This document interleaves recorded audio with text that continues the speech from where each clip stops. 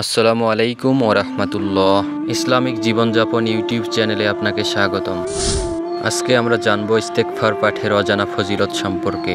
মহান আল্লাহ জিন ও মানুষ সৃষ্টি করেছেন একমাত্র তার ইবাদতের জন্যে, তাই তো মানুষের উচিত সবসময় মহান আল্লাহর ইবাদতে মত্ত থাকা, হেলায় ফেলায় সময় নষ্ট না করা। জিকির মানে মহান আল্লাহর স্মরণ। জিকির সবচেয়ে বড় ও সর্বোত্তম ইবাদত, কেননা মহান আল্লাহর স্মরণই হচ্ছে যাবতীয় ইবাদতের প্রধান ও অন্যতম লক্ষ্য।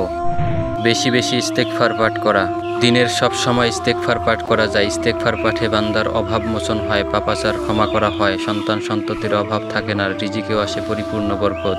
অভাব মুক্ত থাকতে পবিত্র কুরআনে বেশি বেশি ইস্তেগফার পাঠের নির্দেশ দেওয়া হয়েছে, যার ফলে মহান আল্লাহ মানুষকে উত্তম রিজিক সহ অসংখ্য নিয়ামতে ধন্য করবেন বলেও জানিয়েছেন। মহান আল্লাহ বলেন, তোমরা তোমাদের পালনকর্তার কাছে ক্ষমা প্রার্থনা করো, তিনি অত্যন্ত ক্ষমাশীল, তিনি তোমাদের উপর অজস্র বৃষ্টিধারা ছেড়ে দেবেন, তোমাদের ধন সম্পদ ও সন্তান সন্ততি বাড়িয়ে দেবেন, তোমাদের জন্য উদ্যান স্থাপন করবেন এবং তোমাদের জন্য নদী নালা প্রবাহিত করবেন। সূরা নূহ আয়াত 10-12।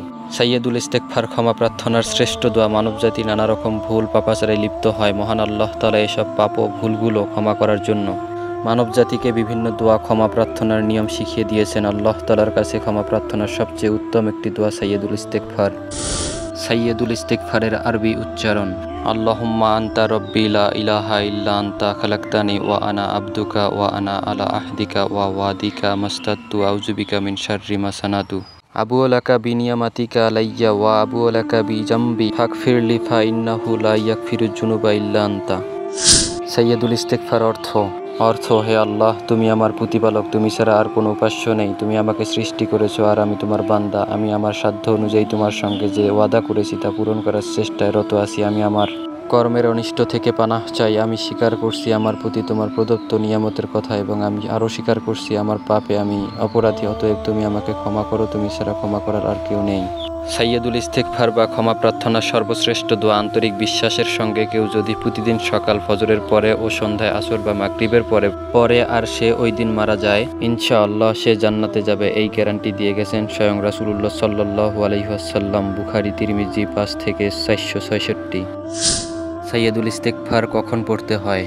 ক্ষমা প্রার্থনার নির্দিষ্ট কোনো সময় নেই। যখনই পাপের জন্য অনুতপ্ত হবে তখনই আল্লাহর কাছে ক্ষমা প্রার্থনা করা উচিত। তবে বিশেষজ্ঞরা বলে থাকেন সাইয়্যিদুল ইস্তেগফার সকালে ও রাতে এই দুই সময় পড়া সবচেয়ে উত্তম। রাসূলুল্লাহ সাল্লাল্লাহু আলাইহি ওয়াসাল্লাম বলেন, সাইয়্যিদুল ইস্তেগফার সকালে পাঠ করে কেউ যদি দিনে মারা যায় তবে সে জান্নাতি, কেউ যদি রাতে পাঠ করে ওই রাতে মারা যায় তাহলে সে জান্নাতি। এর থেকে বোঝা যায় সাইয়্যিদুল ইস্তেগফার সকালে ও রাতে দুবার পাঠ করা উচিত।